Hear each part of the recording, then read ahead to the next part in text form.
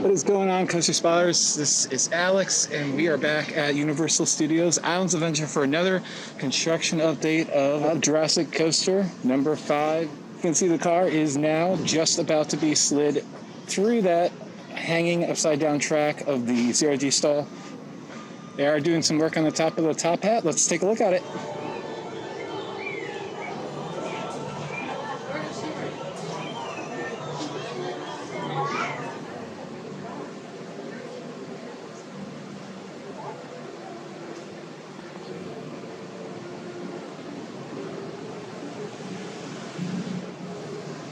So here we can see the car is slowly being pushed up into the zero-G stall.